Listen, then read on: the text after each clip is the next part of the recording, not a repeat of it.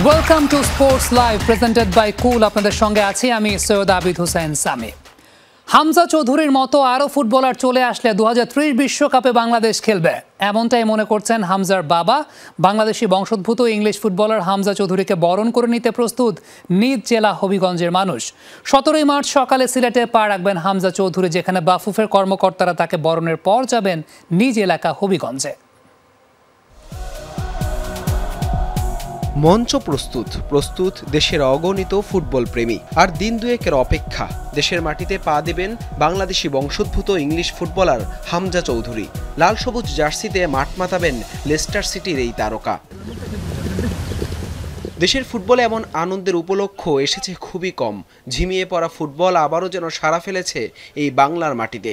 ফুটবলের যে উন্মাদনা হারিয়ে গিয়েছিল কালের বিবর্তনে, সেই উন্মাদনা যেন আবারও উকি দিচ্ছে লাল সবুজ দেশটায়।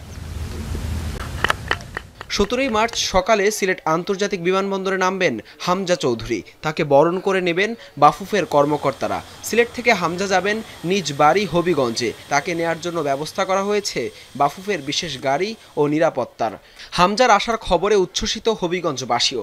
তাকে বরণ করে নিতে নানা আয়োজনের পরিকল্পনা করছে এলাকাবাসী। আরও ফুটবলার আসলে 2030 বিশ্বকাপে বাংলাদেশ খেলবে, বিশ্বাস হামজার বাবার।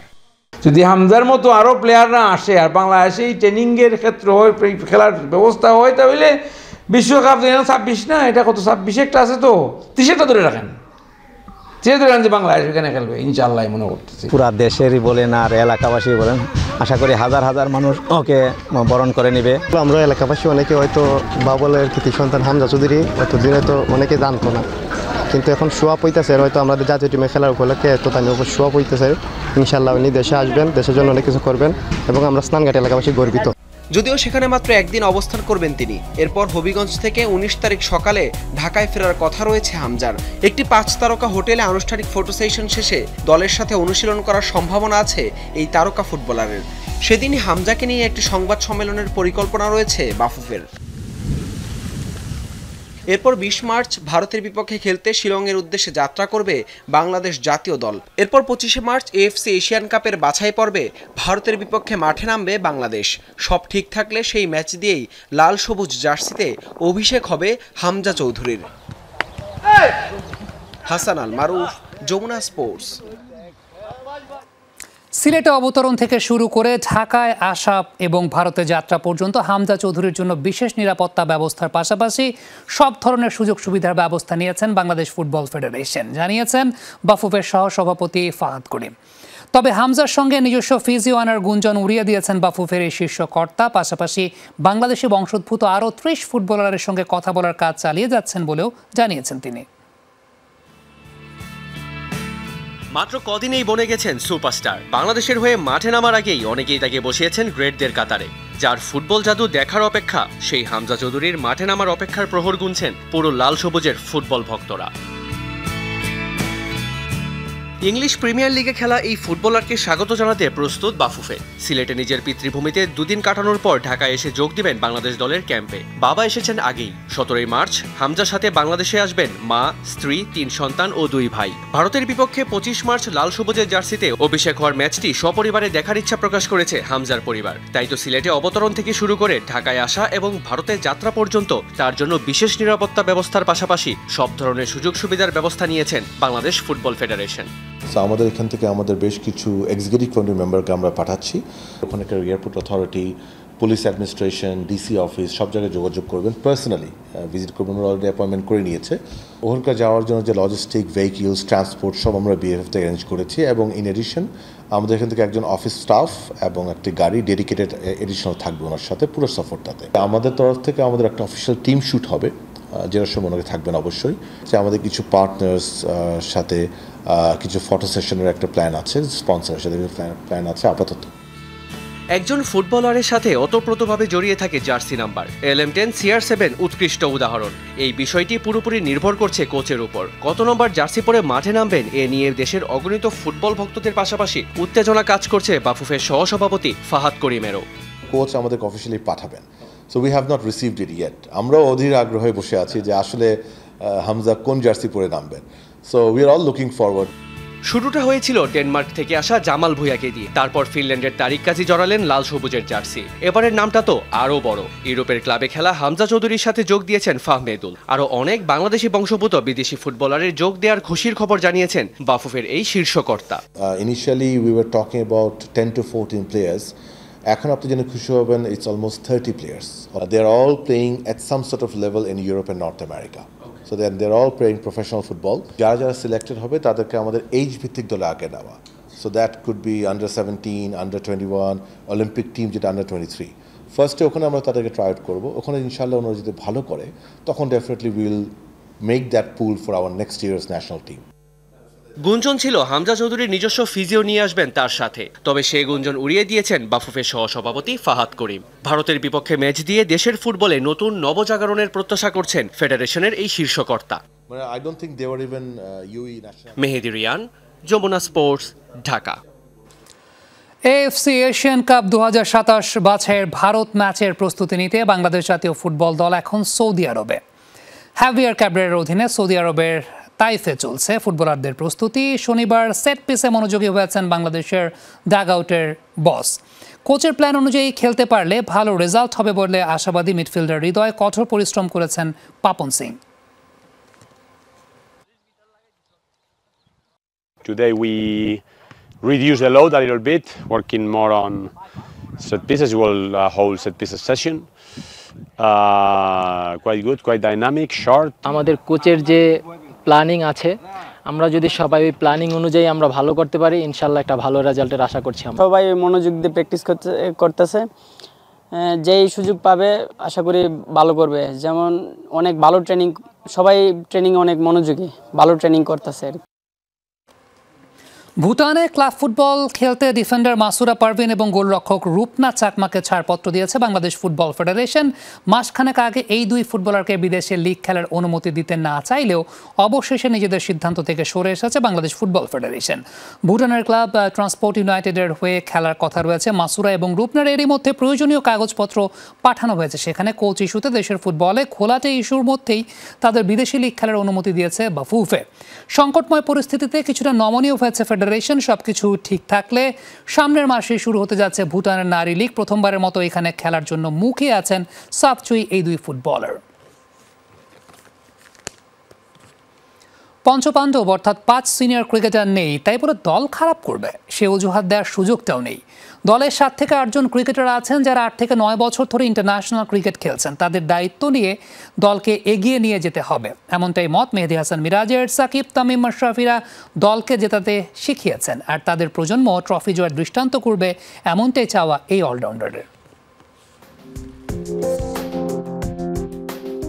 সাদা বলের ক্রিকেটে শেষ হয়েছে বাংলাদেশের পঞ্চপাণ্ডব অধ্যায়। লাল বলে একমাত্র মুশফিকুর রহিম এখন আছেন। তাই তো টাইগার ভক্ত সহ ক্রিকেট সংশ্লিষ্টদের মনে বড় প্রশ্ন, কি হবে এখন জাতীয় দলের? টাইগারের কি এবার হাঁটা শুরু করবে উল্টো পথে?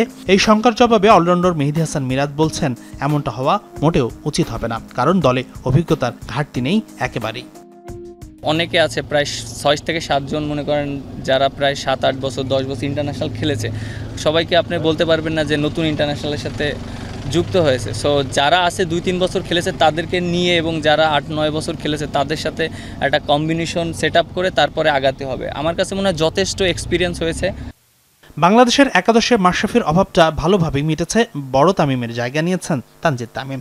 সাকিবের পজিশনে এখন ব্যাটিং করছেন মিরাজ, কিন্তু মুশফিক রিয়াদের জায়গা নেবেন কে? বাস্তবতা হলো কোনো ক্রিকেটারই এখনো শতভাগ প্রস্তুত নয় এই 5 সিনিয়রের জায়গা নিতে। তাই তো মিরাজ বলছেন, বিসিবিকে করতে হবে দীর্ঘমেয়াদী পরিকল্পনা, প্রয়োজন আস্থা আর ধৈর্যের। যে 2-2.5 বছর আছে আমাদের ওয়ার্ল্ড কাপের বাকি, এখন থেকে এই টিমটাকে একটা সেট আপ করতে হবে এবং কারা খেলবে, কোন পজিশনে খেলবে সেইটাকে নিয়ে আমাদের প্র্যাকটিস করতে হবে এবং এক একটা প্লেয়ারের ওইখানে সুযোগ দিতে হবে এবং সবাইকে ব্যাক করতে হবে। ওয়ার্ল্ড কাপের আগে হয়তো আমাদের যতগুলো ওডিআই আছে একটা প্লেয়ারকে সুযোগ দিতে হবে, তাকে ভালো মতন ইউটিলাইজ করতে হবে এবং আমাদের প্রিপারেশনটা লং টাইম ধরে নিতে হবে। এদিকে ঢাকা প্রিমিয়ার লিগে এবার অদ্ভুত আচরণ করছে মিরপুরের উইকেট।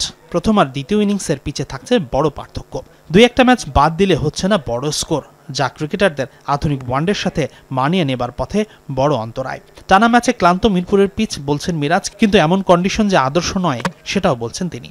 এখানে যে উইকেটটা আছে দেখেন খেলার উপরেই আছে।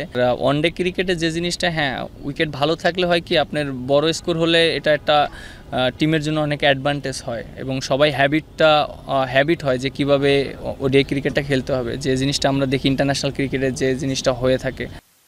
এদিকে নাজমুল শান্ত 3 ফরম্যাটের অধিনায়ক থাকছেন না নিশ্চিত। সবশেষ উইন্ডিজ সফরে টেস্ট দলপতি ছিলেন মিরাজ। আসছে জিম্বাবুয়ে সফরে কে হচ্ছেন টেস্ট কাপ্তান? এখন পর্যন্ত এই বিষয়ে কারোর সাথে কোনো কথা হয়নি, সেটা সম্পূর্ণ বোর্ডের ডিসিশন। হাসিনুর রহমান, যমুনা স্পোর্টস, ঢাকা।